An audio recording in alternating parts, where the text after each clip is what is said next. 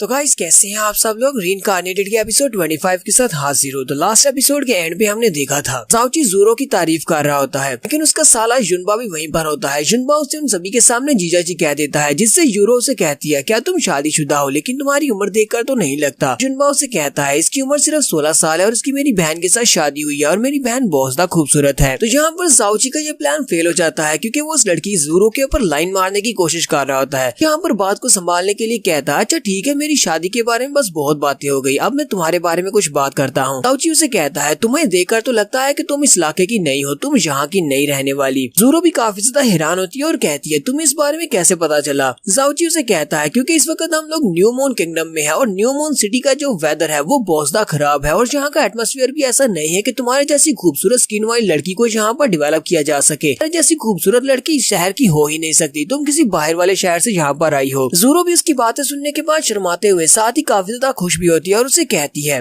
Brother जुनची तुम ना सिर्फ हैंडसम हो बल्कि तुम्हारी बातें भी बहुत ज्यादा अच्छी हैं, तुम्हें तो बहुत ही अच्छे से मीठी मीठी बातें करना आती है, तुम बहुत ज्यादा प्यारे हो। लेकिन ये तो बड़ी अफसोस की बात है कि तुम पहले से शादीशुदा हो। अगर तुम यहाँ पर पहले से शादीशुदा नहीं होते तो मैं तुम्हारे बारे में सोच सकती थी। और साथ ही वो हंसना शुरू कर देती है, जबकि उसके साथ जो लड़का खड़ा होता है वो इसकी वजह से काफी ज्यादा जेलस होता है। ज़ाओची ज़ोरो से कहता है तुम्हें परेशान होने की जरूरत नहीं है, मेरी वाइफ के साथ मेरी बात हो चुकी है, मेरी वाइफ ने मुझे इजाजत दी हुई है, मैं अपने लिए जितनी चाहे उतनी वाइफ रख सकता हूँ, इसलिए उसे मुझसे कोई भी मसला नहीं होगा। ज़ोरो ज़ाओची से कहती है अच्छा ठीक है, अब मुझे एक जरूरी काम करने के लिए जाना है, तुमसे मैं बाद में बात करूंगी, तुम वाकई में बहुत ज्यादा इंटरेस्टिंग हो, तुमसे क्लास में मिलूंगी। जबकि हमारा ज़ाओची भी काफी ज्यादा एक्साइटेड होता है और पीछे से उसे बाय बोल रहा होता है। फिर साथ ही ज़ाओची सोच रहा होता है ये लड़की वाकई में बहुत ज्यादा रिफाइन है, के अंदर एरोगेंस तो बिल्कुल भी नहीं है, सभी के साथ ये फ्रेंडली है और ऊपर से ये बहुत ज्यादा खूबसूरत है, इस लड़की को रिजेक्ट करना काफी ज्यादा मुश्किल है। ज़ाओची अभी इस लड़की के बारे में सोच रहा होता है कि उसी वक्त मूरोंग उसके कंधे पे हाथ रखता है और उसे कहता है लगता है कि तुम्हें अपने स्टेटस के बारे में कुछ भी नहीं पता, पहले तुम्हें अपनी औकात देखनी चाहिए, उसके बाद अपने पाँव फैलाने चाहिए। मैं तुम्हें एक बात अच्छे से समझा दूं, यहाँ पर इस अकेडमी में कुछ ऐसे लोग हैं जिनसे बात करने के लायक तुम बिल्कुल भी नहीं हो। तो ज़ाओची उसकी बात सुनने के बाद कहता है बिग ब्रदर मुझे लगता है कि यहाँ पर तुम अपने स्टेटस को लेकर क्लियर नहीं हो, तुम्हें अपनी औकात पता होनी चाहिए, मैंने तो उस लड़की के साथ सिर्फ कुछ बातें ही की है, इस सब से तुम्हें क्या मसला हो सकता है। मूरोंग गुस्से के साथ घूरकर उसकी तरफ देखता और कहता अब तुम्हारी इस बात का क्या मतलब है, मुझे यहाँ पर अपने स्टेटस के बारे में क्लियरेंस नहीं है। ज़ाओची उसे कहता है क्या तुमने इस लड़की को देखा नहीं, ज़ोरो जब यहाँ से जा रही थी तो उसने तुम्हारी तरफ देखा भी नहीं और वो चुपचाप यहाँ से चली गई। तुम्हें लगता है कि तुम दोनों के दरमियान में कुछ है तो वो कम से कम तुम्हारी तरफ देखती या फिर तुम्हें अपने साथ लेकर यहाँ से जाती। मुझे तो ऐसा लगता है कि उस लड़की को तुम्हारी जरा भी परवाह नहीं है, लेकिन तुम यहाँ पर उस लड़की की वजह से मुझसे जेलस हो रहे हो, तो मतलब तो यह है कि तुम्हें अपनी औकात के बारे में पता ही नहीं है। मूरोंग गुस्से के साथ ज़ाओची से कहता है तुम मेरी एक बात को याद रखना, ज़ोरो से दूर रहना, वो तुम्हारी वाली नहीं है, मैं तुम्हें दूसरी बार ये बात नहीं कहूंगा। और साथ ही वो भी गुस्से के साथ पीछे की तरफ मुड़ जाता है। उसे कहता है मेरे पास बहुत सारे तरीके हैं तुम्हें इस न्यू मून अकेडमी से बाहर निकलवाने के, इसलिए बस एहतियात करना, देखती जाओ क्या होता है। मूरोंग के वहाँ से चले जाने के बाद जुनबा ज़ाओची को बताता है कि ये बंदा बहुत ज्यादा एरोगेंट है और इसका एटीट्यूड आसमान पर है क्योंकि इसका फादर सिटी का गवर्नर है। जीजा जी आपको इस लड़के से बहुत ज्यादा संभल कर रहना होगा क्योंकि ये बहुत ही तंग दिमाग का लड़का है, ये आपके साथ कुछ भी कर सकता है, हो सकता है ये आपको अकेडमी से निकलवाने की कोशिश करे। ज़ाओची उसे कहता है अच्छा तो ऐसी बात है कि ये यहाँ के गवर्नर का बेटा है, अच्छा ठीक है इन बातों को छोड़ो। फिर साथ ही वो उसे कहता है जुनबा मुझे तुमसे किसी बारे में बात करनी है और ये बात बहुत ज्यादा सीरियस है, इस बात को ध्यान से सुनो। और ज़ाओची बड़े सीरियस अंदाज के साथ उसे कहता है उसके पास स्कूल के अंदर तुम मुझे अपना जीजाजी नहीं कहोगे। जुनबा भी इस बात से काफी ज्यादा हैरान होता है तो उसका जीजाजी उसे कहता है यहाँ पर न्यू मून अकेडमी में बहुत सारी खूबसूरत लड़कियां हैं, अगर तुम मुझे सभी लड़कियों के सामने जीजाजी कहते रहोगे तो उनमें से कोई भी लड़की को मैं पटा नहीं पाऊंगा कि कोई भी लड़की शादीशुदा लड़के के साथ हुकअप नहीं करना चाहेगी। जुनबा चिल्लाकर उसे कहता है अगर तुम यहाँ पर किसी और लड़के को पटाने की कोशिश करोगे तो फिर मेरी बहन का क्या होगा, क्या तुम मेरी बहन को धोखा देना चाहते हो, मुझे नहीं लगता कि ये करना ठीक रहेगा। ज़ाओची उसे कहता है तुम इतना परेशान क्यों हो रहे हो, तुम्हारी बहन से मेरी इस बारे में बात हो चुकी है, तुम्हारी बहन को इस बात से कोई मसला नहीं है, उसने कहा था कि मैं अपने लिए जितनी चाहे उतनी लड़कियां पटा सकता हूँ। साथ ही ज़ाओची उसे कहता है तुम्हारी सिस्टर इस वक्त फ्रोस्ट पैलेस में जाकर ट्रेनिंग कर रही है और मैं इस बारे में बिल्कुल भी श्योर नहीं हूँ कि हम दोनों वापस दोबारा कभी मिल पाएंगे या नहीं। चलो मैं यहाँ पर तुम्हें मर्दों वाली एक बात बताता हूँ, इस दुनिया में जितने भी मर्द होते हैं उन सभी के सिर्फ दो ही ड्रीम्स होते हैं, उनके दो सपने होते हैं, तो इस पूरी दुनिया के ऊपर राज करना, दूसरा पूरी दुनिया की औरतों के ऊपर राज करना। दुनिया के ऊपर राज करना ये तो हर एक का सपना होता है, इससे पता चलता है कि हम मर्द कितने ज्यादा स्ट्रॉन्ग हैं, इस पूरी दुनिया के ऊपर हुकूमत करने की ताकत रखते हैं, जबकि औरतों के ऊपर डोमिनेशन का मतलब ये है कि हम उनके साथ अच्छी मेमोरीज क्रिएट करें, जब भी हम दुखी होंगे तो हम किसी औरत के साथ अच्छे पल बिताए हुए याद करेंगे तो हम हैप्पी हो जाएंगे। जुनबा उसे कहता है तो जीजा जी अगर मैं तुम्हें जीजा जी नहीं कहूंगा तो फिर मैं तुम्हें क्या कहा करूंगा। ज़ाओची उसे कहता है तुम मुझे बॉस कह सकते हो, ब्रो कह सकते हो या फिर ब्रो युन कह सकते हो, कोई भी नाम चलेगा, बस मुझे जीजा जी मत कहना। युनबा उसे कहता है ठीक है, आज के बाद मैं तुम्हें जीजा जी नहीं कहूंगा बल्कि मैं तुम्हें बॉस कहूंगा जीजा जी। और साथ ही वो फिर से जीजा जी कह देता है। उसे कहता है मैंने तुम्हें अभी भी क्या कहा कि मुझे जीजा जी मत कहना। वो उसे कहता है ठीक है बॉस जीजा जी, मैं तुम्हें जीजा जी नहीं कहूंगा। वो दोनों इसी तरह बातें करते हुए आगे गुजर जाते हैं जबकि युनबा के दिमाग में कुछ भी नहीं बैठा। Next scene new moon mystic palace का दिखाया जाता है, मेन हॉल का, जहाँ पर सारी की सारी फैमिलीज आने वाली है और यहीं पर चैलेंज होंगे। जाओची और युनबा भी वहाँ पर आ जाते हैं क्योंकि इन्हें भी बैंक्वेट पार्टी में बुलाया गया है। जाओची युनबा से कहता है यहाँ पर जितने लोग हैं ये काफी ज्यादा स्ट्रॉन्ग लगते हैं। वो उसे कहता है हाँ यहाँ पर जितने लोग हैं ये सभी लोग बाकी के सारे सेक्टर्स के एलीट बच्चे हैं। मास्टर सीकोंग भी वहीं पर बैठे होते हैं। वो इन दोनों से कहते हैं युनबा युनजी तुम दोनों जल्दी से यहाँ पर आ जाओ, मैंने तुम दोनों के लिए सीट्स रखी हुई है, यहाँ पर आकर मेरे पास बैठो। मास्टर सीकोंग उन दोनों से कहते हैं अगर यहाँ पर आपस में कोई कंपटीशन होता है, कोई मैचेस होते हैं तो तुम लोग बहुत ही क्लोजली देखना, तुम्हें इन मैचेस को देखकर ही काफी कुछ सीखने को मिल सकता है। फिर तुम दोनों की कल्टीवेशन और तुम्हारी उम्रें सबसे ज्यादा कम है, इसी वजह से मुझे नहीं लगता कि यहाँ पर कोई भी फाइटर तुम दोनों को अपनी फाइट के लिए चूज करेगा। यहीं पर एक लड़की खड़ी होती है, वो जुनची के बारे में बात कर रही होती है। वो कहती है इस लड़के का नाम अभी भी मास्टर ने जुनची कहा, मैंने इसको पहले कभी नहीं देखा, लगता है कि ये यहाँ पर नया आया है। ऊपर से इनको देखकर तो लगता है कि मास्टर सीकोंग को ये लड़का काफी ज्यादा पसंद है जो उन्होंने इसे स्पेशली अपने साथ बिठाया है। वो लड़की आगे बढ़ती है और जाओची से पूछती है क्या तुम यहाँ पर नए हो, क्या तुमने अभी भी हमारे सेक्टर को ज्वाइन किया है। जाओची से कहता है हाँ मैंने अभी अभी हमारे सेक्टर को ज्वाइन किया है, मैं यहाँ पर बिल्कुल नया हूँ। जाओची हल्की सी मुस्कुराहट के साथ उस लड़की के साथ बात करता है तो वो लड़की आगे से ब्लश करना शुरू कर देती है। फिर साथ ही कहती है ये लड़का तो बहुत ज्यादा हैंडसम है और ऊपर से ये अपनी बेसिक राम के फर्स्ट लेवल तक पहुंच चुका है। इसी वजह से मास्टर सीकोंग इस लड़के को यहाँ पर इस बैंक्वेट पार्टी में लेकर आए हैं। वो लड़की जाओची की तारीफ करते हुए कहती है युनजी तुम काफी ज्यादा क्यूट हो। जबकि यहीं पर युनबा की एंट्री होती है। युनबा उस लड़की से कहता है हाँ ये क्यूट तो होंगे ही क्योंकि ये मेरे जीजा जी हैं। ये बात सुनते ही वो लड़की बहुत ज्यादा चौंक जाती है। जबकि हमारा जाओची